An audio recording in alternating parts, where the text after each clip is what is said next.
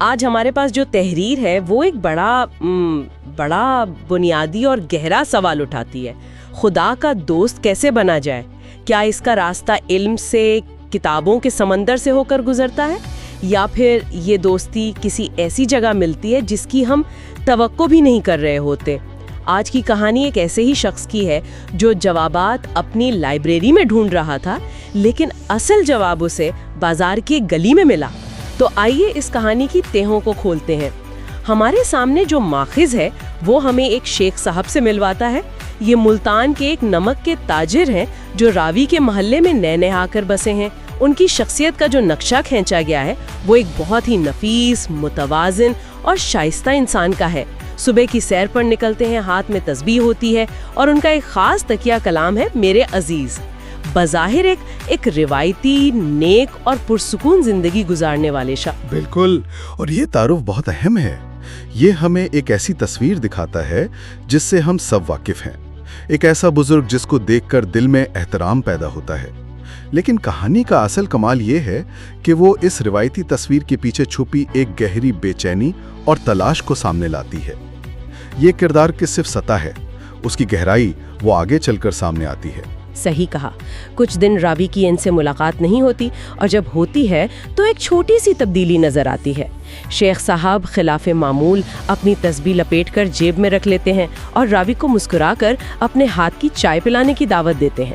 یہیں سے ہمیں اشارہ ملتا ہے کہ کچھ الگ ہونے والا ہے. اور پھر راوی جب ان کے ڈرائنگ روم میں قدم رکھتا ہے تو وہ حیران رہ جاتا ہے. وہ جگہ ڈرائنگ روم کم اور کسی یونیورسٹی کی لائبریری زیادہ لگتی تھی. دیوانوں پر قدیم، تاریخی اور نایاب کتابوں کا ایک سمندر ہے. یہ ایک خاموش خزانہ ہے جو اس نمک کے تاجر کی شخصیت کے بالکل مختلف پہلو کو اجاگر کرتا ہے. یہ منظر کہانی کا پہلا اہم موڑ ہے. یہاں ہمیں پتہ چلتا ہے کہ شیخ صاحب صرف ایک تاجر نہیں ہیں. میز پر تصوف کی کھلی کتابیں، ساتھ میں نوٹس لکھنے والی کاپی. یہ سب بتاتا ہے کہ یہ محض کتابیں جمع کرنے کا شوق نہیں تھا، یہ ایک فعال تلاش تھی. تصوف کی زبان میں ایسے شخص کو سالک کہتے ہیں. سالک وہ ہوتا ہے جو صرف پڑھتا نہیں بلکہ حق کی تلاش میں ایک بے چین روحانی سفر پر ہوتا ہے. اس کی لائبریری اس کے سفر کا نقشہ تھی. لیکن کیا یہ بھی ممکن نہیں کہ یہی علم، یہی کتابیں ان کی اور جواب کے بیچ میں ایک خوبصورت پردہ بن گئی تھی؟ یعنی وہ جوابات کو پڑھ تو رہی تھی مگر زندگی میں انہیں محسوس نہیں کر پا رہی تھی. آپ نے بہت دلچسپ نقطہ اٹھایا ہے. بالکل، علم بعض اوقات خود ایک رکاوٹ بن جاتا ہے. اسے علمی حجاب بھی کہا جاتا ہے. جب انسان علم میں اتنا غرق ہو جاتا ہے کہ وہ عمل کی دنیا سے کٹ جاتا ہے. شیخ صاحب کی بے چینی شاید اسی بات کی علامت تھی کہ وہ علم کے سمندر میں غوطے تو لگا رہے تھے لیکن پیاس پھر بھی باقی تھی. جی، پیاس پھر بھی باقی تھی. وہ ایک ایسے جواب کی تلاش میں تھے جو صرف دماغ کو نہیں، دل کو بھی مطمئن کرے. اور یہ بے چینی ان کی گفتگو سے بھی ظاہر ہوتی ہے.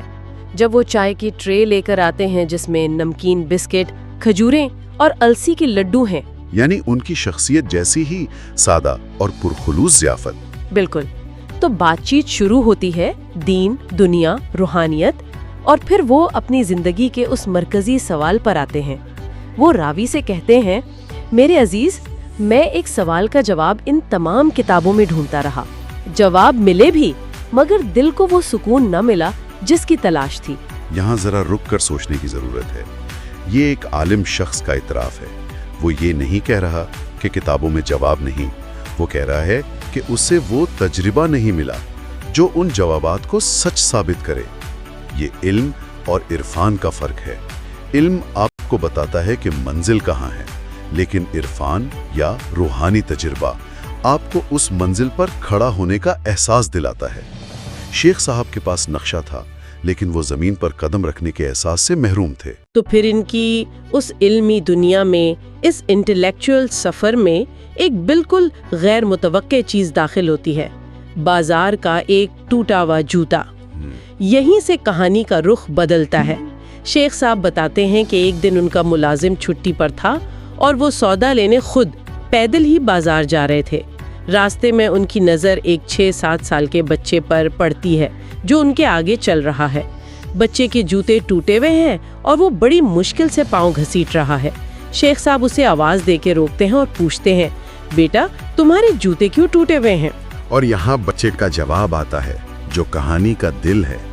اس جواب نے شیخ صاحب کی برسوں کی علمی تلاش کو ایک لمحے میں ایک نئی سمت دے دی۔ بچے نے کوئی لمبی چوڑی وضاحت نہیں کی، شکایت نہیں کی، بہانہ نہیں بنایا۔ اس نے صرف 3 لفظ کہے، میرے ابو جی فوت ہو گئے ہیں، اور پھر خاموش ہو گیا۔ یہ جواب یہ اتنا غیر متوقع اور اتنا گہرا ہے۔ انہوں نے جوتوں کے بارے میں پوچھا تھا اور جواب اس کی پوری زندگی کی کہانی سنا گیا۔ بالکل، بچے نے جوتوں کے ٹوٹنے کی وجہ نہیں بتائی، اس نے اپنی ہر مشکل کی جڑ بتا دی۔ اس ایک جملے میں اس کی یتیمی، اس کی غربت، اس کی بے بسی سب کچھ موجود تھا۔ یہ ایک لمحہ تھا جہاں شیخ صاحب کی علمی تھیوری کا حقیقت کی دنیا سے براہ راست ٹکراؤ ہوا۔